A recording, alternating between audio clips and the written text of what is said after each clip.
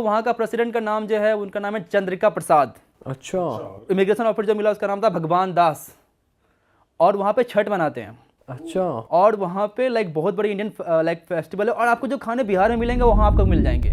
और जो उनकी लैंग्वेज है वो भोजपुरी बोलते हैं, और भोजपुरी और मगही का मिक्स बोलते हैं। तो भोजपुरी मूवीज वगैरह भी देखते हैं वहाँ हाँ, पे? भोजपुरी मूवीज देखते हैं, भोजपुरी गाने गाते हैं। अरे भाई, साउथ अमेरिका में ये चल रहा है। ये चल रहा है। और 35% पॉपुलेशन है उस देश में, उस इन बिहारी कम्युनिटी की। अच्छा जी। हाँ। और वो काम क्या क्या कर रहे हैं? फार्मर्स ही हैं या वो फिर? सब काम कर रहे हैं। अब तो प्रेसिडेंट बन गए वो काम कर करके। तो उस देश का हेड वो बिहारी हो बट गया। वहाँ तो का इंफ्रा, वो एक रिच कंट्री है या कैसी कंट्री? इंडिया जैसे ही मान लो आप, उतनी ज़्यादा रिच कंट्री नहीं, ज़्यादा पुअर कंट्री भी नहीं है, ओके कंट्री। इंफ्रास्ट्रक्चर वगैरह लोगों में सिविक सेंस वगैरह तो मुझे लगता है इंडिया से ज़्यादा बेटर है हर जगह।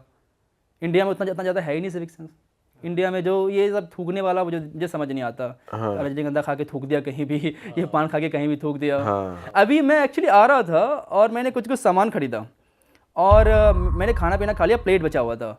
तो टैक्सी बोलता फेंक दे बाहर से। मैंने कहा रुको, कहीं डस्टबिन देखो, कहीं डस्टबिन को देखा, डस्टबिन फेंकता हूँ। तो फिर डस्टबिन खोजा तो सब लोग मुझे देख रहे हैं कि डस्टबिन कैसे फेंक रहा है। गाड़ी रोक के, टैक्सी रोक के जाकर डस्टबिन तू वो प्लेट फेंक रहा है खाया हुआ। बताओ, ये नॉर्मल चीज तो इनके लिए स्ट्रेंज है कि ये क्या कर रहा है। अफ्रीका तो वो दूसरी कंट्री जो आपने नाम लिया, एक तो सूरीनाम और एक गयाना, दोनों में यही सीन है। आप दोनों में गए? दोनों में मैं गया हूँ। बहुत सारी कंट्रीज है। मॉरिशस, वहाँ पे भोजपुरी बोलते हैं बहुत सारे लोग। अच्छा। मॉरिशस हो गई आपकी एग्जांपल, फिजी हो गई। आप अगर फिजी को सुनोगे तो आपको लगेगा तो भोजपुरी बोल रहा है बंदा।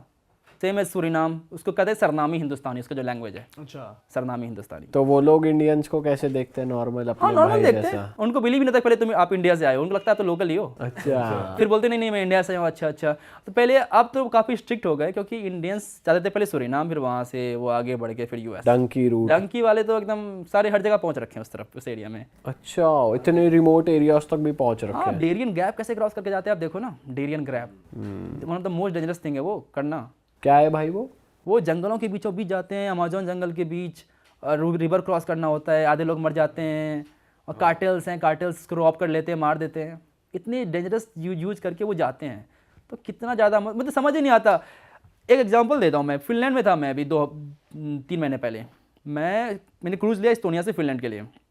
मैं फिनलैंड में उतरा और अचानक से 30-40 इंडियन हम घुसे एकदम क्रूज के अंदर। मुझे क्या हो गया? तो फिर चला कि ये लोग तो क्लीनर्स हैं, क्रूज क्लीन कर रहे हैं। फिर मैंने एक दो सब्सक्राइबर मिल गए, फिर बात की कि भाई कहाँ से हो? तो मैंने कि हम पंजाब से, हरियाणा से हैं, यहाँ पे ऐसे काम करते हैं हम लोग। डंकी मार के यहाँ पर आए थे, कोई काम नहीं मिलता तो ये काम कर लेते हैं।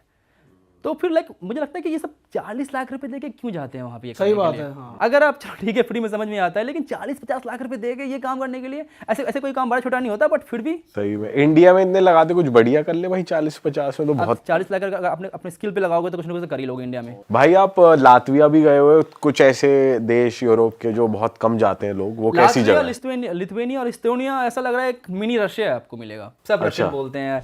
रशिया से टूट के बना है, सोवियत से टूट के बना है। कैसे वहाँ के लोग अच्छे हैं, थोड़े से कोल्ड तो हैं। ठंडा है देश वैसे, वेदर वाइज भी ठंडा है, लोग भी ठंडे हैं। पर वहाँ का कल्चर और भी ओपन है, ऐसा है? ओपन तो है। हमने ऐसा सुना है भाई कि हम ट्रैवल एजेंट से बात कर रहे थे एक बार कि भाई कहीं पार्टी वार्टी जगह बताओ। कह रहा भाई लातविया चले जाओ, लड़कियां आपको आगे से ले जाएंगी घर के अंदर। इंडियंस की बहुत इज्जत है वहाँ। ये इतना तो मैंने कहीं नहीं ये तो कहीं नहीं होने वाला है। ये ना रील्स में बहुत आ जाता है फीड में कि भाई फिनलैंड चले जाओ, कोई मना ही नहीं कर रही।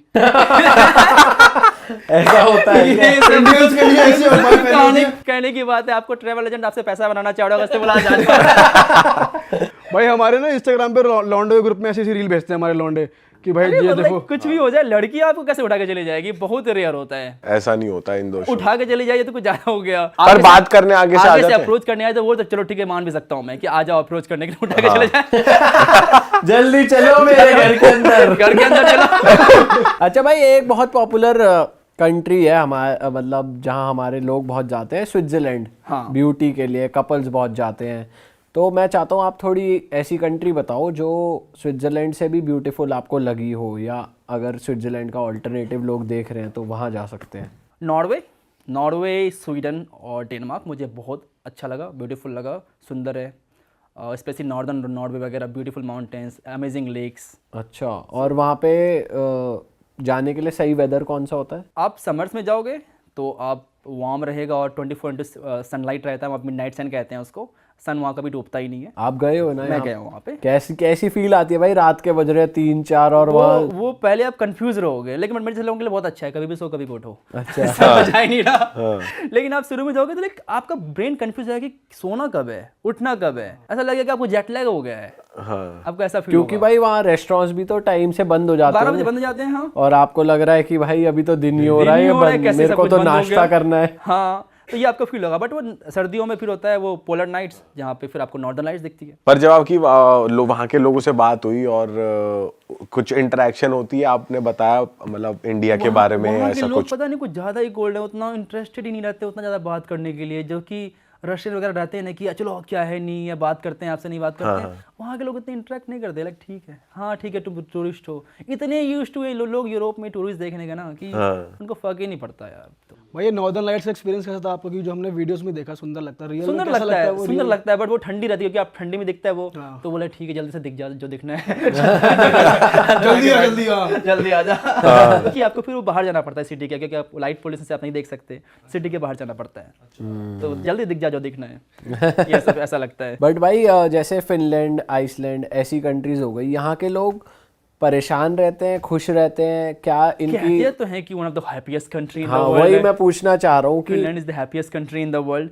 Happiest in the sense of कि उनकी लाइफ की प्रॉब्लम्स नहीं है। सपोज इंडिया में कोई अनएम्प्लॉय हो जाए तो कि पैसे कहाँ से आएंगे, अब कौन देगा पैसे? एटलीस्ट वहाँ गवर्नमेंट तो देती है आपको कि चलो ठीक है 2,000 रुपये डॉलर्स पर महीने ले लो, 2 लाख रुपये पर महीने तुम ले लो अगर तुम्हें अनएम्प्लॉय भी हो तो।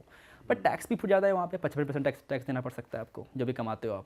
बट ठीक है, उस टैक्स देने में मैं समझता भी हूँ कि जब आपको फ्री में हेल्थ केयर मिले, फ्री में पढ़ाई मिले, अगर आपको ये गारंटी कि अगर आपके पास जॉब नहीं हो तो पैसा मिलेगा आपको, तो फिर टैक्स देने में अच्छा लोग हो गया कि चलो दे देते हैं टैक्स। इंडिया में वो सब कहाँ है? फ्री हेल्थ केयर, आप किसी सरकारी स्कूल चले जाओ, आप किसी चले जाओ सरकारी हॉस्पिटल में क्या हालत है आपको पता ही है। सही बात है भाई। बट भाई जब आप ऐसी कंट्रीज़ के लोगों से इंटरेक्ट करते हो, आप उनका आपस में हस्बैंड वाइफ का रिलेशन भी देखते हो या समझते हो कि यहाँ के लोग शादी करना चाहते हैं नहीं करना चाहते, बच्चों की अपब्रिंगिंग देखते हो, तो ऐसे वाइज आपको कौन सी कंट्री में लगा कि यार ये कंट्री, जैसे जापान के लिए कहते हैं बहुत लोनली, अकेलापन है, ऐसी और कौन सी कंट्रीज आपको लगी कि भाई बहुत अकेले लोग हैं? या अकेले ये लोग तो जितने भी मुझे लगता है kind of first world country हो गई ना, इतना ज़्यादा सेल्फ सेंटर्ड लोग हो गए हैं अपने आप में कि काइंड ऑफ मुझे लगता है उनकी ज़िंदगी इंडिविजुअलिटी चलती है। हमारे यहाँ कम्युनिटी से चलती है कि अगर मेरे को आज कुछ दिक्कत हो जाए तो मेरे फैमिली जितनी सारी ज़मीन सब बेच देंगे, मुझे वो ठीक कराएंगे। अमेरिका में नहीं होने वाला ऐसा, कभी कभी नहीं होने वाला कि आप ठीक है आप क्या कर सकते हो। और बहुत ही रेयर है वो कि कुछ वहाँ और पे करेंगे। इंडिया से रिलेटेड ऐसी वैल्यूज जैसे आपने बताई, ऐसी और कौन सी कंट्री में? आप ईरान देख लो, ईरान में बहुत ज़्यादा वैल्यूज़ हैं, फैमिली वैल्यूज़ बहुत ज़्यादा मैटर करती है। मोर और लेस आपको एशियन कल्चर में देखने को मिलेगा ये। चाइना में भी है फैमिली वैल्यूज़ आपको देखने को मिलेगा।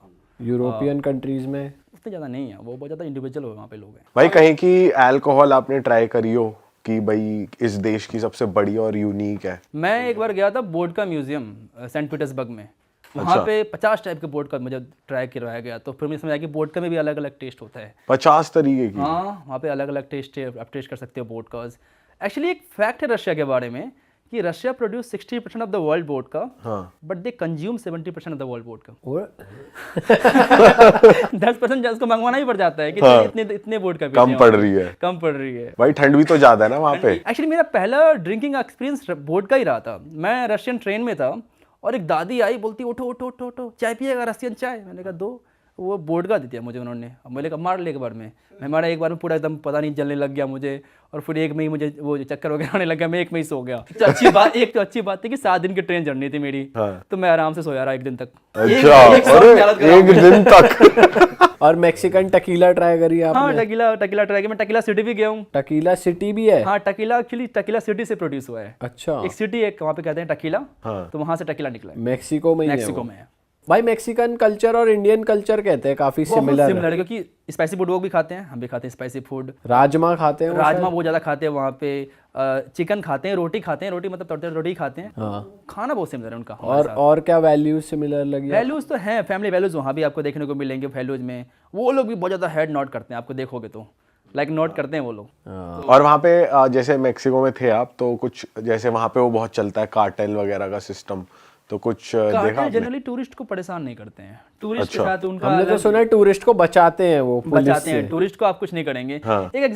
बड़ा ही अनफॉर्चुनेट एग्जांपल था, एक लड़की थी इंडिया की, ट्रैवल ब्लॉगर थी, और उसकी डेथ हो गई थी क्योंकि 2 कार्टेल आपस में भिड़ गए थे। हाँ। तो उस बीच में वो फायरिंग में आ गई थी, उसकी डेथ हो गई थी। बट वो टूरिस्ट कुछ नहीं करते जनरली।